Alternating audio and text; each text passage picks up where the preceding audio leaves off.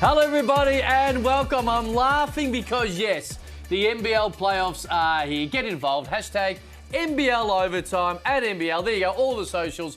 One more sleep before we finally get into the last 6 teams who stand for this championship. A man who's won 2 of them. What's up, brother? What up, Leonard Copeland? I'm excited. It's playoff time. It's money time. I told you last week. I like that ad you did. Straight down the barrel. Straight down the barrel, bro. Did you like it? I liked it. Okay, good. Hello, Liam. How you doing? What's up, man? You good? You don't want to give me the love? I want to give you love. Okay. I got a question before we start. Uh-oh. Did you hear from John Riley?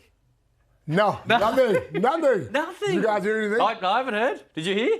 No, I He's didn't. waiting. If he wins the championship, he'll blast me. He'll give it to me there, yeah. Good. And you know what? The good thing is we don't have to wait too long because finally, of course, the FIBA break, we are into it. The play-in, a doubleheader on a Wednesday night. 1 in Tasmania, 1 in Sydney. Let's have a little look at the bracket because, as you can see right about now, there's so many different ramifications. The great NBL, you know, the seedings, the play-ins that were brought in last year, which means Melbourne and Perth can play any of the 4 teams that's still around. So it's very, very interesting, and we can't wait for it, Liam. Can't wait for it. The seeding qualifier, man, it's a big one. Straight in. Straight in to play the Wildcats.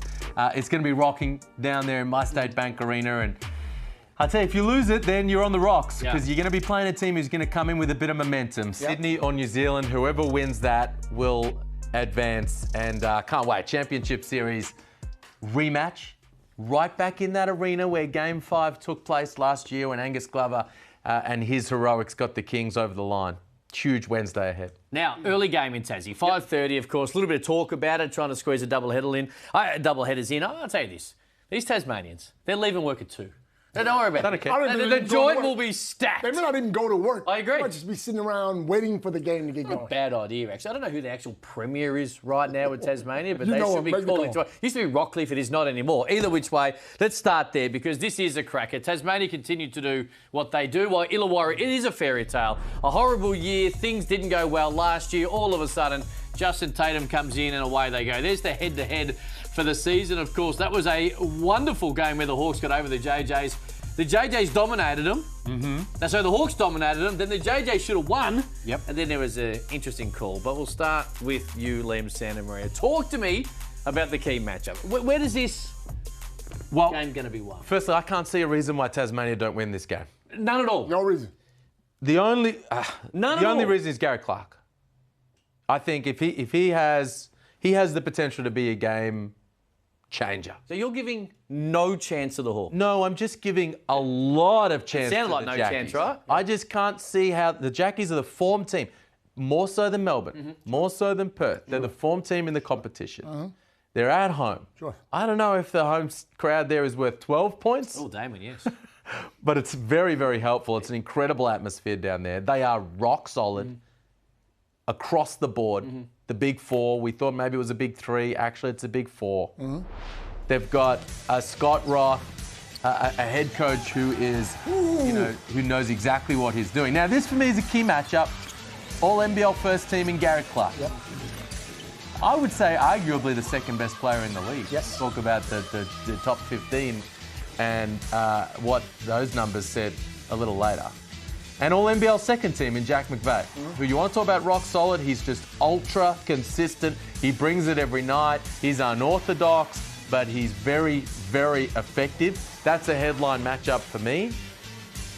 So that's probably, for me, the key to it. If Jack McVeigh can play Gary Clark even, Tasmania win this game. Well, Liam, when you have success in a stadium, you feel good about going back. All right? The Hawks got to win down there. And it's hard to win down there. Like you said, the crowd's going crazy. Just before we go any further. Okay, here we go. I knew you had the record. Let's be honest here. Right? They're 8-6 at home. Right. So I've been hearing, and I think Tasmania will win this game. I'm not diminishing the JJs and the momentum, but the way I keep hearing people talk, like they're 14-0 at home. They're 8-6. Now they're 8-6 on the road. They're great road warriors as well. The reason they lost those games is because of Doyle had some time, or not time off, but he had a couple of games off and he didn't play well. And that's another reason why I think the Hawks have a real chance here. The way Tatum plays defense is like one of those old American coaches where he goes to try to shut down your best player. Now, from what I'm hearing, and I hear a lot of rumors, I always hear rumors. He's a Modi Mayor Adelaide talk. There we go. I hear rumors. I'm hearing we need to try to shut down either Doyle or McVay because that's where the points come from. Now, Crawford, we know can go, but he's been down a little bit this second half of the season. You shut down one of those superstars or both, where does the offense come from? But before Liam answers that question, what would you do? You've been a coach in this position before. Who would you be really focusing on? I'm focusing on Doyle. Or Doyle? I'm focusing on Doyle. Okay. If I can shut Doyle down, because the last time they played, Doyle was terrible up until the last quarter. Remember when he scored the 14 points in the last quarter? He got going, and that got him back in the game. If I can shut Doyle down, that means look and contain Crawford or contain one of the other ones. They're going to score their points. Yeah, but so how are you going to go about doing it? You're going to double him like they do Bryce Cotton? Why not? Off the ball screen. Why not? Because then they pick and pop with Jack McVay and he makes it rain. Well, and then you got him. You want to play 4-on-3, the JackJumpers against 3 of your defenders with McVay and Crawford and Magnay and Clint Steindl over. You're calling a lot of names. That's great. And both teams have a lot of players. Okay. All I'm saying is their scores for the year are Doyle, McVay, and Crawford. Yep. You take some of those points off the board. All of a sudden, we got a different game. And then you've had success the last time you were there. Clark's playing fantastic basketball. Yep. That mentality now is us against the world. We're going in here because people like Liam don't think we have a chance. Listen, I think the Hawks are going to make the semifinals at this point, but they're not going to do it through this game, is my view. Okay. And I will say the JackJumpers move the ball they do. better than any team in the competition. So if you're going to, a very, very, very good coach. He knows what he's doing. The ball movement, the unselfishness. If you're going to double Milton Doyle, just quietly, is one of the league leaders in assists. Right. Very willing passer. Right. Big guard who can see over the top and find guys. I think you're in for a world of hurt. Here's the thing. They lost those 6 games you were talking about at home when Doyle didn't fire. Do you understand what I'm saying here? So why not take a chance here and try to shut down Doyle, make somebody else beat you? Now, McVay might come out and have 40, but he might not. So you give yourself a chance. Everyone's playing defense, and they got Gary Clark and Frawling on the other end, and you got shooters now. And Robinson coming off the bench. You got guys that are willing to play team basketball, and they've had success down there not long ago. You think the Hawks win this game? I think it's going to be a very tight game. Wasn't a Who question. you got? I'm going with Tasmania. Now, I'm just saying, that's what I'm I hearing. agree, because in this situation, and to win a title, you do have to take a little risk every now and then and get a little bit of luck. So they're going to have to do something a little different. I like that. I would maybe not throw a strong double of Milton Doyle, but I would try and make someone else beat me. But I think that McVay, the year that he's had, is well and truly up to the task. I think the JJs will win this game, but I'm going to give them... You give them a chance, right? But if you throw the ball at Gary Clark on the box and McVay's guarding him, if McVay gets into foul trouble, who's guarding Clark now? Yeah, but it goes the other way as well. Yeah, of course it does. Yeah. But the way Clark's playing now on that Hey, ball, throw the ball into Gary Clark. I'm throwing it into him every Yeah, time. absolutely. Because he will swing it. Play through him. Yeah. For sure. I would say that the good thing about that matchup you touched on is both Clark and McVay are probably playing their best basketball. Yes, they are. Now McVay started the year really well, and Clark's warmed into, if not the top 3 players in the league, I'll go he. But the fact is they're both feeling it. They're both feeling good right now, and anytime you have a matchup like that, it's always fun. Just like when you get a little championship matchup or rematch up. Now, we've seen them play before, but now they're meeting in an elimination. The last time these two teams met in an elimination game, it was for the championship, Game 5, in the same arena last year. They're meeting a little earlier this year. The Kings somehow got home court after that big win against Southeast Melbourne Phoenix. There's the head-to-head. Of course, it was the Kings early over the Breakers, and then a ripping couple of games, actually. The Kings belted the Breakers just after New Year's. I'm going to start with you, Leonard Copeland. Yes. There was a feeling of optimism on this particular panel, and to be honest, outside of this show 2 weeks ago when they got going against the Phoenix. Are you still believe that's a game that you can see the real Sydney Kings, or do you think they kind of got luckier against a team that at that point was struggling? That's the question I got to ask. Which Sydney Kings team is going to show up? Which Jalen Adams is going to show up? So I'll take this, Liam. Okay. I'll ask you a question. Don't fire back with a question to Liam. You just answer the question and then you ask that question to Liam. I got you. So answer the first one. Which Kings are we going to see? I hope and I pray that we see the Kings, the last team, last time they played. Because if you see that team with confidence, and Adams is playing the way he's playing, and Liam, it was something about the team when they stepped on the floor. Okay, you watch a game, and the team knows they have to win, or we got to win this game. But they were in total control. Now, yes, they didn't play the real Southeast Melbourne team, but they stepped on the floor, and everything they ran, everything they shot, all the defense was successful. They changed the lineup. They got up and played defense. They looked like the Sydney Kings of old. And if you get that Sydney Kings team, New Zealand ain't got a chance, bro. I'm calling there you go. Hey. New Zealand don't have a chance, bro. Not in this game. I'm the only person on this panel who thinks we're going to get 2 good play-in games. Clearly. What do you make of it? It all depends on Will McDowell-White, for me. Okay. If Will McDowell-White is 50%. not in uniform or really not ready to play, then I don't think they're going to win. I think Sydney gets through at home. As you say, bringing some momentum in. Here's the injury that he copped in that final game. How many days ago was that? 8? It'll be about a week and a half. Yeah. It was on the Sunday. It was the last game of the year. So was that Sunday? Have you ever done a shoulder? Have you ever done a shoulder? You can see. Do I look like I've done anything no, you don't. physically enough to do a shoulder? I shouldn't ask that question. So he dislocated the shoulder earlier in the year. That's why he's got the heavy strapping. And now there was a concern that maybe this was dislocated again. Now, Olgun reported on the show last week that it didn't actually pop out. But it's sore. And that he's a game day decision, I think, is the story coming into this situation. Now, he's huge for him because we know no Anthony Lamb. That's another really big piece. Yes, they've got other guys. Jackson Cartwright, all league. Zion Cheatham, high-level guy.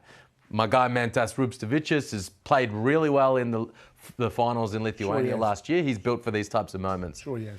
But I think they're just so low on soldiers that if they don't have Will McDowell-White, this is a win for the Kings. Even if Will McDowell-White comes back, I'm playing against him. I'm trying to win a championship. Yeah. I said this last week, and you looked at me a different way, like I'm a mean guy or something.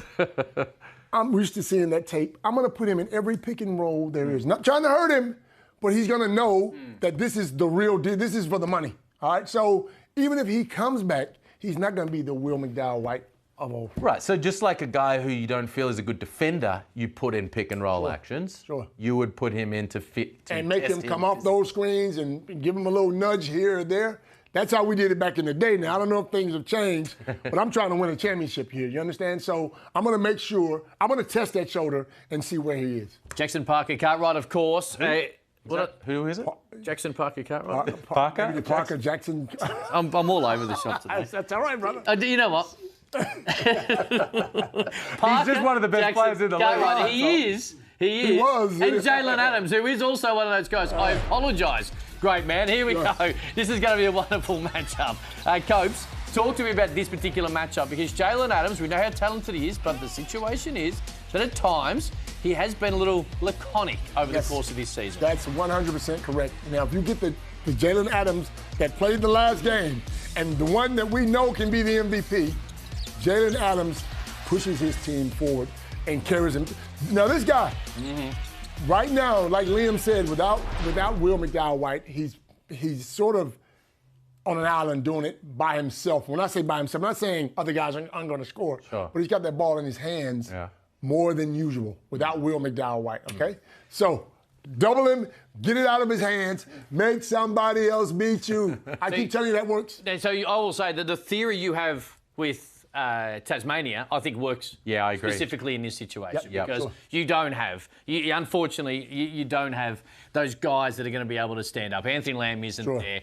Will McDowell-White, we don't know will be there, but I'm also going to roll the dice that Will McDowell-White, he's not going to be 100% clearly with the shoulder, so you probably roll the dice and you would feel that actual double theory is going to have more success against New Zealand than it might against Tasmania. Whatever happened to doubling? I mean, whatever happened to posting up these little guys? I don't see anybody trying to post him up. Yeah, some guy. I mean, Delhi does a little bit of that. But Jalen Adams isn't probably a guy who works best in the post anyway. Right. So this is not going to work as well for Jalen Adams to go out of his normal comfort zone. I'm with you. I just Sydney have somehow conjured up a home final. I don't know how deep they're going to go, and I'd love to see them play Illawarra for the rivalry and the intrigue around it next Monday. But imagine the crowd. Just injuries with New Zealand.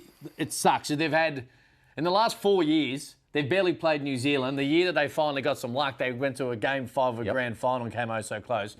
And this year, someone walked under a ladder. Yeah, so if they can go in Sydney and where they lost that Game 5, where they let it slip away in the fourth quarter, and they can win this game and get some revenge, huge effort. Be a great story. Yeah. Be really, really impressive. But let's not forget, this Sydney team, they've got a lot of guys here who have been there and done it. On this kind of stage. Now, Jalen Adams got injured in that grand final series a couple of years ago, and they got it done without him. But prior to that, in the semis and throughout that year, and at times this year, he's been playing he plays at a championship level when he turns up like that. And then you've got all those other guys like Jordan Hunter and Angus Glover and Jalen Galloway who have been there, Sean Bruce, who have been there and done it at this level. And on their home floor, in front of their home fans, I think they're going to be really tough to beat. You spoke about New Zealand and them playing last year in the against the Sydney Kings. How many guys on that New Zealand team are there now, though? So I don't know if they sort of, maybe one or two, Finn Delaney and Abercrombie? Nah, Delaney wasn't there. He wasn't there. Abercrombie, Will McDowell-White, Isaiah Liafa. But yeah, you're right. I mean, all those imports, all three imports Dave Pinot wasn't there. Yeah, so, okay. Just before we get to the break, I'll ask you this, because you mentioned the fact that, Illawarra have their chests out a little bit because they went to Tassie recently and played well. In this situation with New Zealand, going back to somewhere less than 12 months later in a big elimination game where things, of course, from a basketball perspective was heartbreaking last year. Does that play on the minds at all?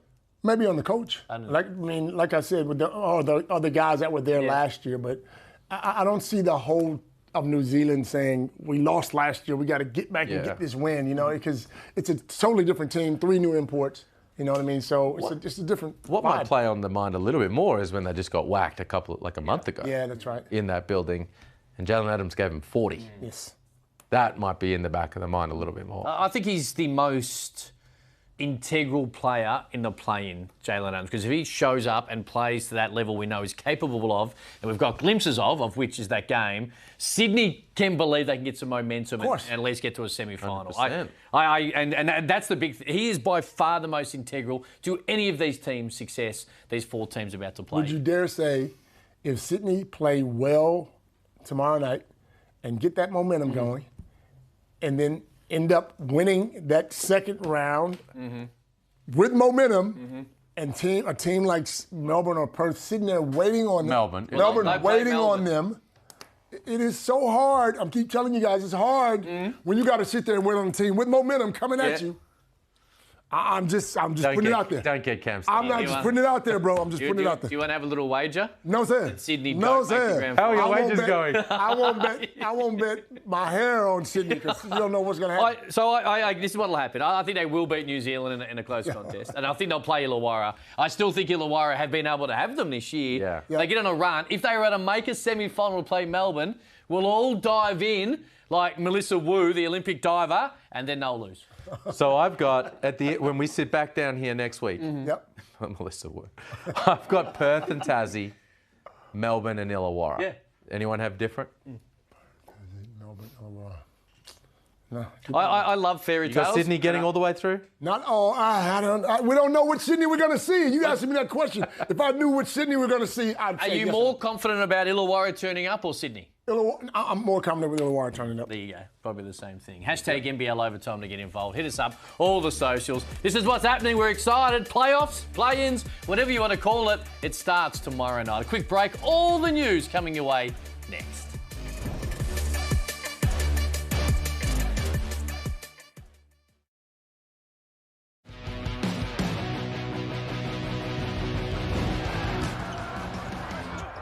And offense, and there it is again.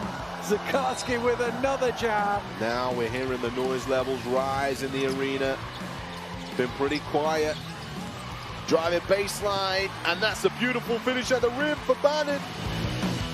Couple of young guns pulling on the green and gold jersey for the Boomers. Josh Bannon, we'll get to him very shortly. Rocco Zakarsky, which of course we Contracted to show a Rocco highlight each and every week due to Liam Santa Maria, but brilliantly done. 2 wins for the Boomers in a trying, challenging time, as Brian Goorjian spoke about before the games. Olgun Ulick in the house from ESPN. How you doing, man? Not too bad. I didn't get to that game in Indonesia, but I got to the ones in Bendigo. My first time in Bendigo. Yep. Legitimately. What, ever? I've never been. I'm from Sydney. Yeah, that's a fact. Never been to Bendigo. Really enjoyable city to be in. And America? Cool. What do you mean? I've been to Bendigo. What are you talking about? What are you talking about? Cool city and good to see them practice and all that stuff. Boomers are a really cool organisation to be around. You played a regular season game in the NBL in Bendigo. Yes, we did. Did you win or lose? We would have won. I can't even remember that far back. I'm confident. You can remember? You were there? No, Gazy actually told me last week, randomly enough, that they played. Yeah. I'm very confident we would have won. Very confident. There you go. Unlike you, Coach. What did we learn? What did you make of the series? Of course, fair bit of talk going into it and the positioning of it when it comes to being able to get the best team possible. What did you make of it? So, like, the way I attacked it was, the actual games largely meant nothing, right? The Boomers go into them expecting to win. There was a scare in that Korea game. It got to the middle of the fourth quarter and it looked like Korea might run away with that one. I was looking for who is going to maybe knock on that door for Paris, and then who's going to knock on the door for the 2027 World Cup, for the 28 LA Olympics. So you walk away from this one. First day of practice, Geordie Hunter looked great. Second day of practice, Isaac Humphries looked great. And so you're thinking, do these big guys, can they be a chance in the Olympic squad come this summer? And then I look beyond that. I think Rocco Zakarski, is he a guy who's going to be a prominent part of that team for 2027, 28? Ben Henschel looked like a really impressive wing scorer at this level, and I wonder if he's someone who the team looks at. And then Josh Bannon really kicked off in this game in Bendigo, almost won them the game with his energy. I wonder if he's someone who's in consideration to be part of the Boomers squad going into this campaign, this Olympic campaign. I don't think he's a team guy. I don't think he makes that. But going into that squad, I can absolutely see him being a part of it and maybe grooming him for the future.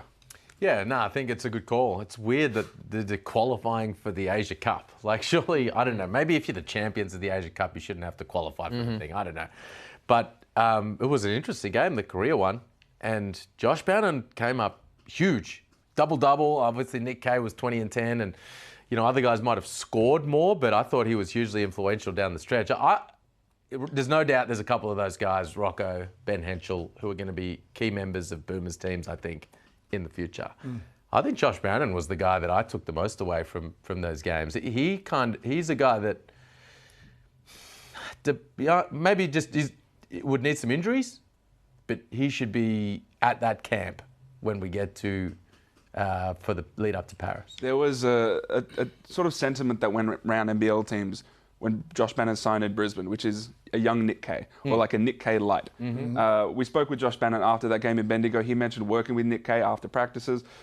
That's the sort of role you can see him going into. You look at a Bannon, Kay, Jack White, that sort of guy. Can he emerge into a Boomers level for a major tournament sort of version of that? Yet to be seen, but these were really good strides. Is it fair to say the Boomers are looking for bigs more than they are guards, with all the NBA guards, young guys coming up? Is that fair to say? I mean, look, you've got Jock Landau, you've got Duop Reed. I think they are looking for this sort of player, because it's a question: is Nick Kay, was he the guy at the World Cup? Xavier Cooks, Jack White, who's going to play that 4 spot? If Ben Simmons, if he's not going to be part of it, who's going to fill that spot? If Josh Bannon can hit the 3 ball, like I think we know he can get to, can he be that guy? We'll see. We're probably having the same conversation around Nick Kay like 5 or 6 years ago, prior to that 2019 World Cup campaign where he kind of announced himself. I want to give a big shout out to Nick Kay. He puts his hand up, and I understand why players don't obviously want to play in this particular series, as Gorge spoke about, but he always wants to play. He always puts his hand up, and he always gives himself the best opportunity to wear the green and gold and then go to stuff and continue to push to play the Olympics or a major championship. So big shout out to Nick Kay, but yeah, Josh Bannon was great. Yeah, and it's worth adding that in Japan, they play a very hectic schedule. They play a lot of games, so it's not like he's kind of cruising along, not playing much. They do have an extended break over the FIBA breaks, Japan, so it gives a little bit more opportunity, but you're right, bang on. Again, Josh Bannon, I think he's going to be a key member of the Boomers for these types of windows, but also in the mix for bigger tournaments moving forward. A big week for Josh Bannon, because not just playing for the Boomers, but also an announcement of sorts. Yeah, so he announced that he's declaring for the draft. I don't want to call it a redundant announcement. He is auto-eligible. He was automatically placed into the draft, and so he was going to be a part of this draft cycle anyway. he's someone who I think teams could seriously see as a potential draft and stash guy. He's on that 3-year deal, just finished that first year in Brisbane. If he is drafted, it'd be sort of a mid to late second rounder, and it would be under the assumption that he is already stashed. And there is value in that. We've seen like Justinian Jessup got drafted because teams knew that he was going to be stashed in Illawarra. That's the sort Luke of Travers. that's the Luke Travers. That's the mix that Josh Bannon is part of. All right, let's get to the next stars. Sorry. I was going to say he's going to be a summer league for sure. Yeah. Josh Bannon. So he's going to have a big little period of time here where he can get a taste of time. get a taste of kind of that NBA. That NBA world. All right, let's talk some next stars. Let's have a look at the projection first and talk our way through it, because the NBA draft lotteries, the mock draft lottery, seem to just pop up almost weekly as we roll into it. And this is exciting because we are continually seeing players in the NBL under Liam Santamaria's mentee in his program have nice numbers. Look at Saar, look at Bob. Look, that is so cool to see. Look, the thing we've seen consistently over this cycle is Alex Saar in that sort of 1, 2, or 3 range. Bobby Klintman as a mid to late first. I like seeing guys like Mantas Ravstovicius getting in there. Yeah. He's someone who, if you speak to players around the league, he is a tough cover. He is someone who shoots the ball at a really high level. Hook Porty, AJ Johnson.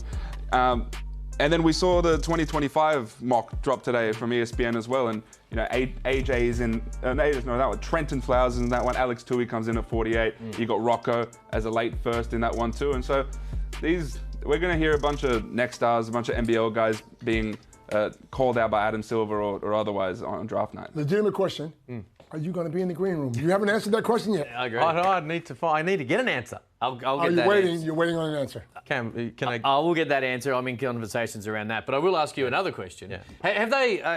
Has this over-exceeded your expectations? Like when you look at these kids, you know they're going to be talented, but when you see this type of stuff on paper in mock drafts and where they're tracking, has it exceeded your expectations? No, I wouldn't say that. I would say Alex, certainly. I think anytime you bring, a guy comes in and turns himself into a projected number 1 or top 3 type of guy, I think you can never really expect that, especially when we signed Alex into the Next Stars program, he was a projected mid to late first rounder. So that's been a huge rise.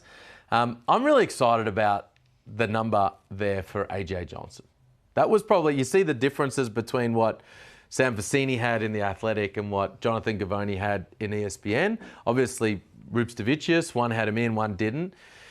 But the fact that Vecini, through his intel, is suggesting that AJ could be right on the bubble there of the first round.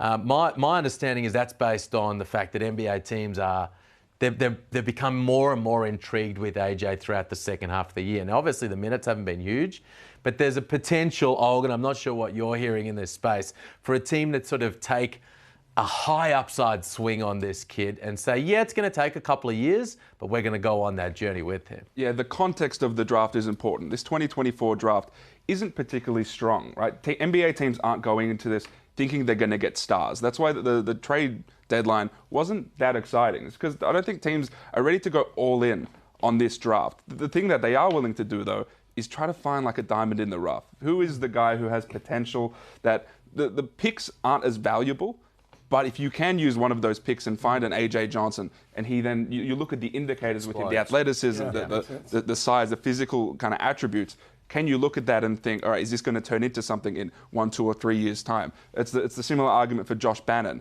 right? You're not going to get maybe a star out of that, but if you can get a Josh Bannon, a 6'9", 6'10", versatile forward, and he turns into something, there's absolutely value in that pick, and AJ Johnson's the same. Could you imagine AJ Johnson putting on a little bit of strength? And training with NBA guys. Yeah. You know how much better he'd be? That's exactly the argument. And the case study is a guy like Anthony Simons at Portland, who didn't play college ball, was out of, IMG Academy, I think, and the Portland took a punt on him, and they knew it was going to take a little while. Year 1, he spent some time in their G League team.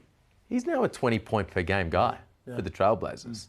So there's a chance that a team might look at AJ in that high upside type of way. Tom Wilson.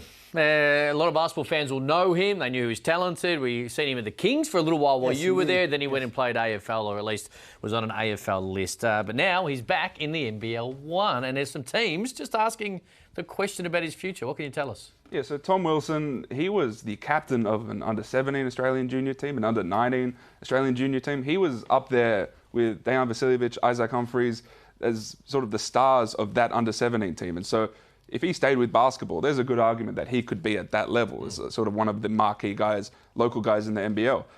He has decided that he wants to come back to basketball. So he'll be playing for the Melbourne Tigers in the NBL 1 South. From what we're hearing so far, the warm-up games that they've played, he's looked really, really good.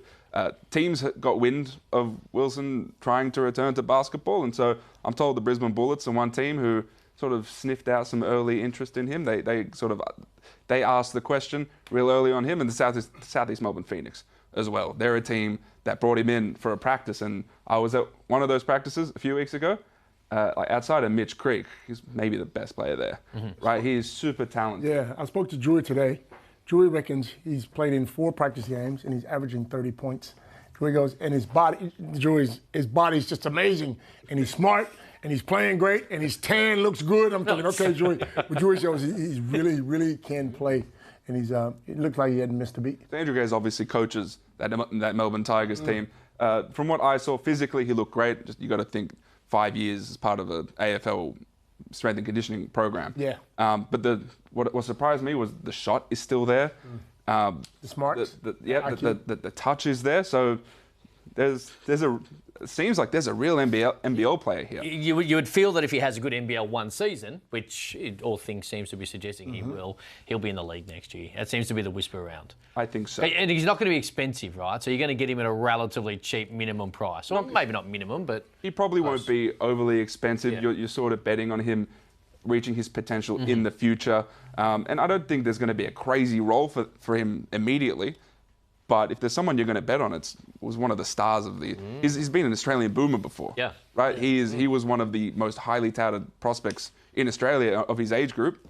There's going to be a team that takes a flyer on him. Any rumours you want to drop here? No, we don't do rumours. Okay, good. I like it. And leave that to us. Thank you, Logan. Appreciate it. ESPN.com. Check it all out. We'll get to a break. Hashtag NBL Overtime to get involved.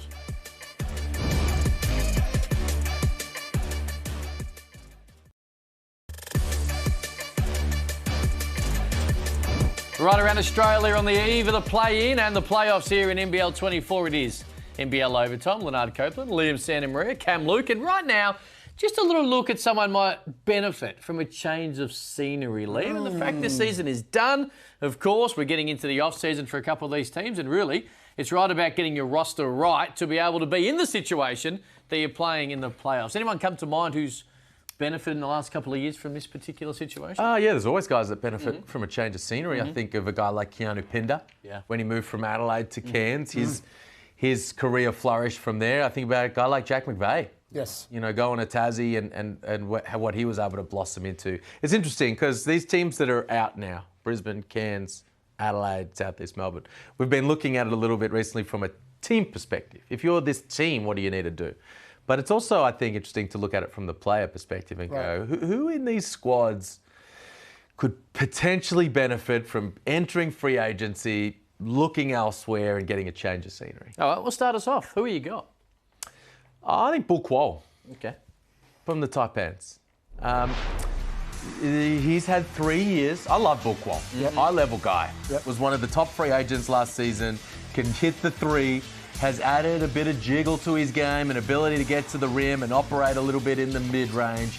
And of course, we know one of the premier perimeter defenders in the league. Has had a little trouble with his physicality and foul trouble, a lot of trouble with that this season, and he needs to tighten up in that regard. But he can potentially grow into becoming one of the genuine stars of the league. And look, he re-signed last offseason a 1-year deal. And the reason for that, I think, was, and he spoke about it a little bit, it was always probably the intention that he would seek a change of scenery after that 1 year. Well, here we are. He probably didn't have the humongous year that he was keen to have, but I think there's a lot of teams around the league that would look at him as a guy to say, hey, we can help take your game to the next level in our organisation. Team like what? Like who now? Who do you think, where would Bull Qual best fit? Which team would he best fit? Who wouldn't want Bull Qual? Well, the entire league, right? The way that he plays his basketball. I'm not saying that he would fit in every single team. That's right. But he would make every single team a little bit better in some aspect. He want a starting role though, right? So he wouldn't want to go somewhere where he's going to come off the bench. So you're probably ruling Melbourne United and Perth out automatically. Maybe not Perth if they want to make the move and put Ty Webster to the bench, but I'd say if they win, so you're probably going to. You can play with the 2 or the 3. Yeah.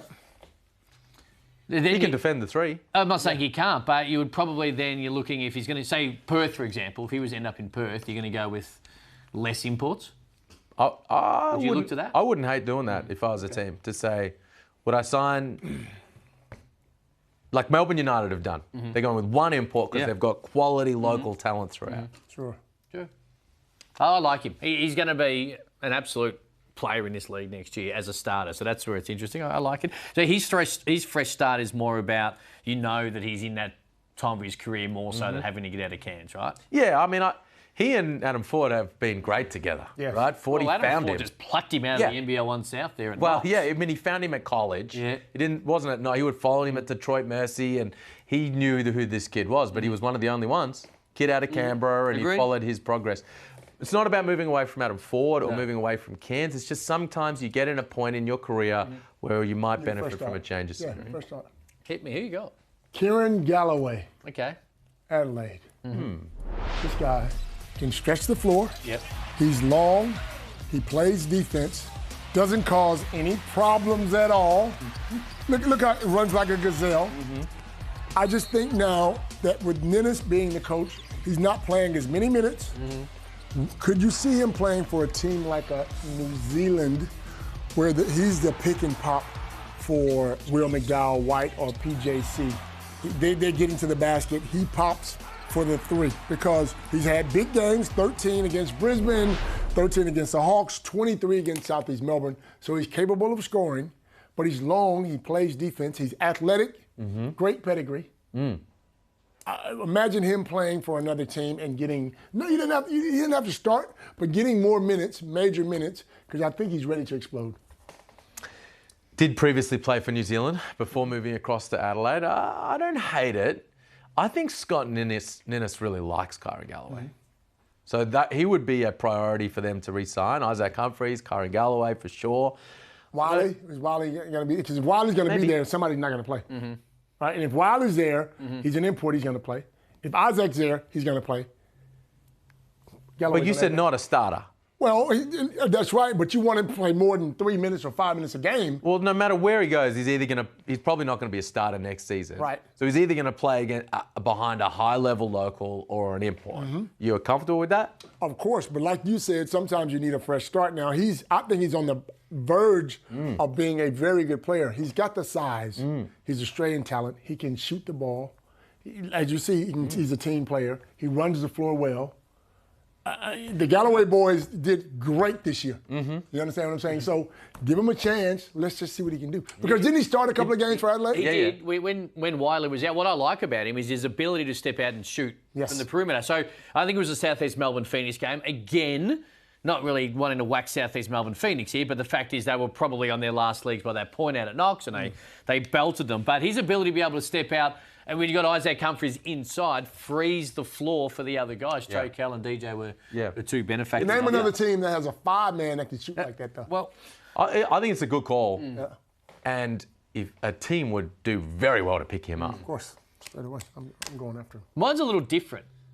Right? So, one, I would, and I'm going to play into this because I would have Galloway 100% staying at Adelaide. And Southeast Melbourne and Phoenix have the most important off-season ever going into NBL 25. I agree with that. And watching from afar, it doesn't look like, and his Instagram post and what he spoke about in his podcast, Mitch Creek seems like he hasn't enjoyed his basketball as much in NBL 24. Right? He's a superstar. He's in the top 6 players in the NBL. He's always knocking on the conversation around the Boomers, and he led this team as well as he could with all the injuries that they have. Now, he is in contract, and I'm not suggesting Southeast Melbourne Phoenix would necessarily be better if Mitch Creek was no longer at the club. But he's also a guy in his own wording, both in TV, in podcast, and online Instagram, has had a really tough year off the court in particular from all suggestions from his own words. And the fact is, I think he would be a guy who would benefit from being back in Adelaide.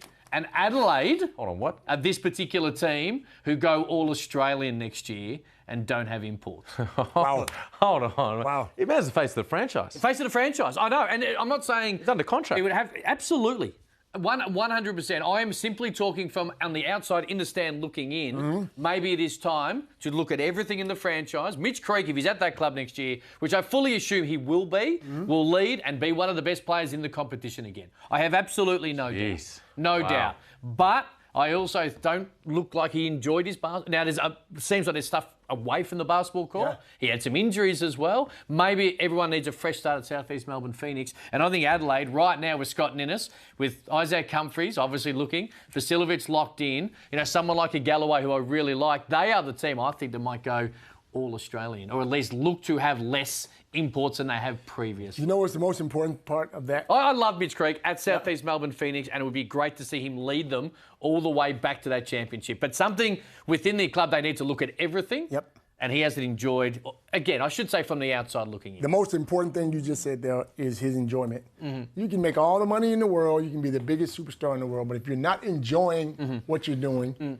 And now, I want to say this. I don't know Mitch Creek. Mitch Creek said that he hasn't enjoyed his basketball. He hasn't. He hasn't. So do you think he enjoyed this season? Well, no one enjoys losing. Of course. But I actually think... I watched that first half of the game they beat Sydney. I think it was the best basketball Mitch Creek has ever played. Agreed. That first half, it was peak Creek. It was. Name another game this year. I reckon one or two games he played super great. The other games... And I think...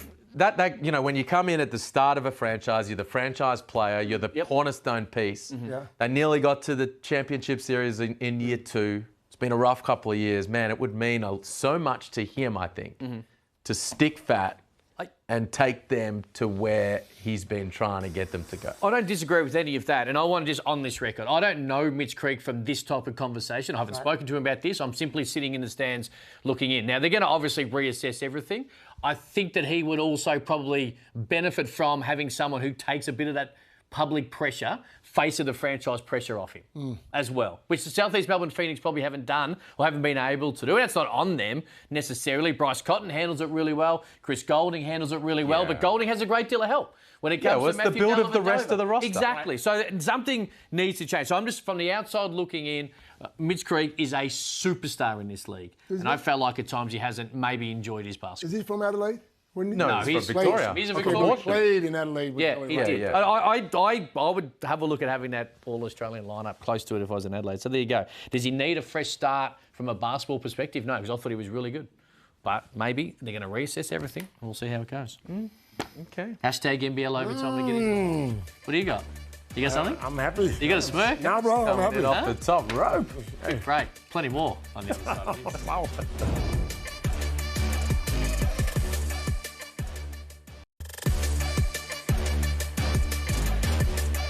Right around Australia, it is NBL Overtime. Liam Santamaria in the house. Leonard Copeland.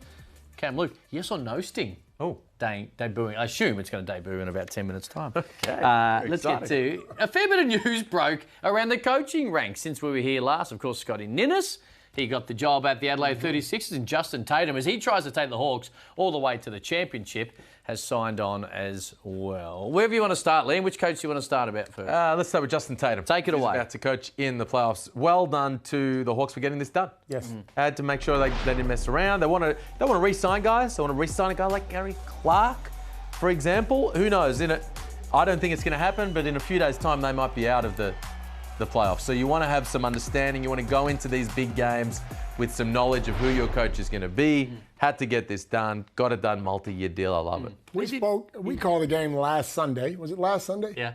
And he was playing, and I went down and had a chat with him.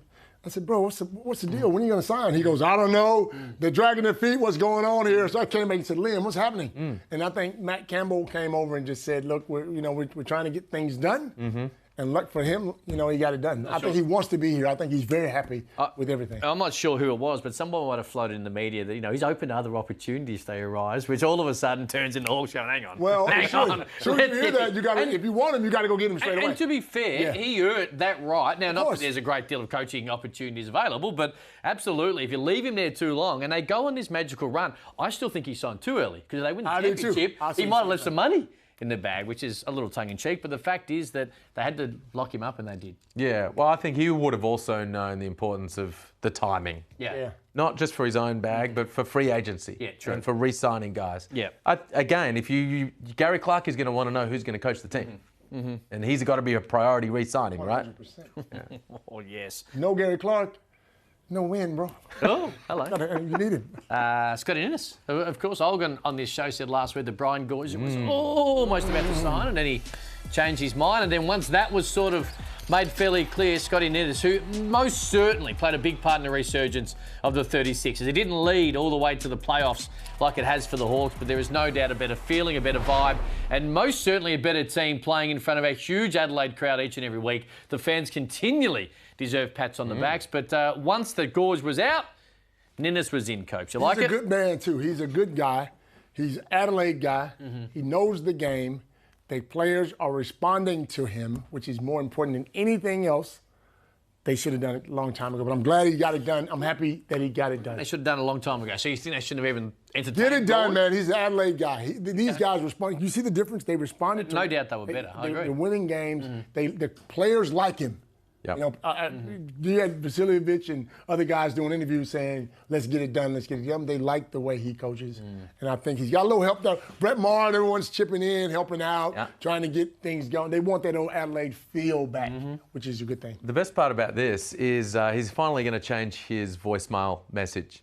Because in recent weeks, when you call Scott Ninnis and it goes to voicemail, it said, hey, you've reached Scott Ninnis from Premium Wine Tours. Right. Still Premium Wine. Okay. I said, Scott, you got to change it, man. You're the head coach of the 36. He said, no, interim. Right. Once they take that interim tag off, I'm going to change my voicemail message. Actually, that reminds me, because you and I did a show during COVID when there was no games, and we spoke to Scotty Ninnis, and he said he was going to take us down to wineries and just get us loaded. So, Scotty, we waited too long. Clear a day or two, please. It's off season. Was that a plug? Were you trying to get some wine? I'm trying to get some wine. Yeah, Hey, come on, bro. I'm trying to get some Send it in, Scotty. Send it in. Great. No, I think there's no doubt as well that what you're saying about signing him early, I think when Brian Gorgian is a possibility, you've got to entertain that possibility. But we touched on it. The reason that Scotty Ninnis wasn't spoken a great deal about it is because Gorge was there. Once Gorge was taken away, I think the right man got the job. So that's brilliant.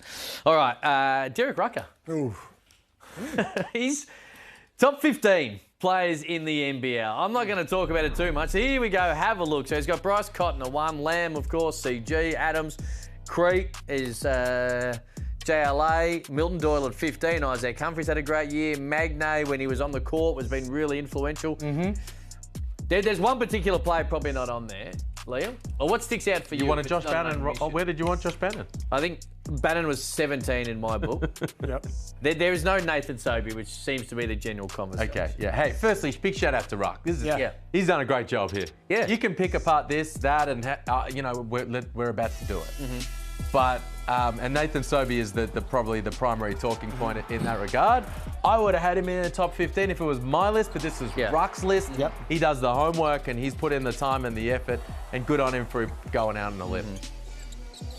He's left out a Brisbane boy as well. He lives in Brisbane. He can't show his face in Brisbane. I don't know what he's thinking with that, but Would you have had Sobey in? I would have had Sobey in the top 10. Because, like I said to Derek today, I'll do this podcast. I said, Derek, if you take Sobey out of that team, they don't win any games. Sobey is the face of that team. He's playing much better this year than he did last year, and he didn't have a lot of help.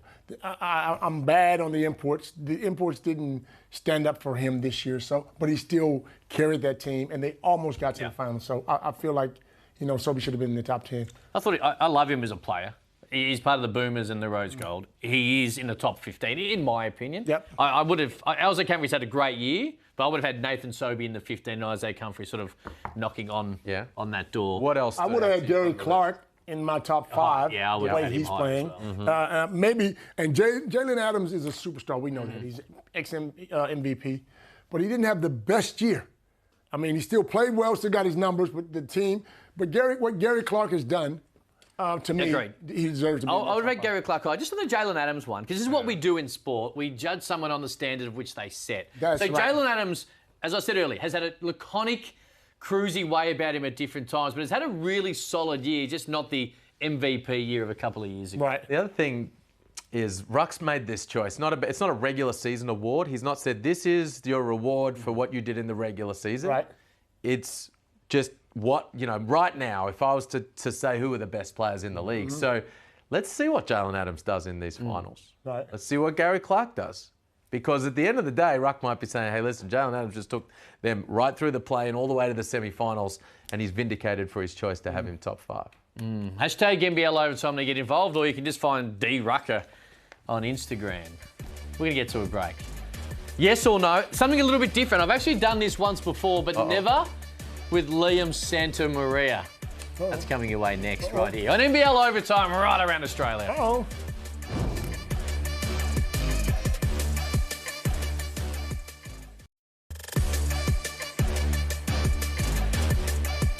Welcome back to NBL Overtime. Just like a certain magician made the intro disappear. All right, let's go. Yes or no? Oh, Cam. Still, what? All right. Huh? You get a stinger one day. It feels like I won't. I'm running out of time. Where was I? I'm going to do something a little different. Yes or no cuts all the crap. Just give me a yes or no answer to this. But today, I'm going to allow it just a little, if I allow you, but I'm going to come in over like a referee. I'm going to start with you. If Isaiah Thomas, right, he wants to play here, right? Yep. If he was the team's marquee player, could they win a title? No, he's 35. What do you think? Yeah. Yeah? Depends who else they've got. Okay. Now, I love this guy. I love this guy. I love you, and I love the fact you're here in Australia, and the No Bull Tour has been great. But honestly, would Pip have any idea if the Sydney Kings are ready to defend their crown?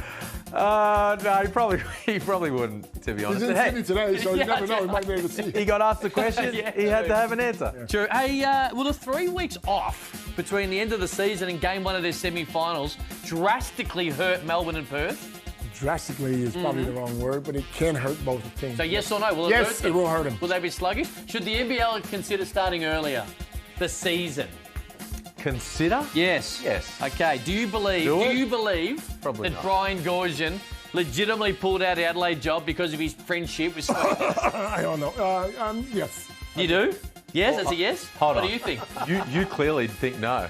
No, I don't. No, that's why you ask these questions. I don't know. Don't try and spin it on me. Do you believe Bronny James would benefit from a year in the NBL next year like Bobby Clipman has?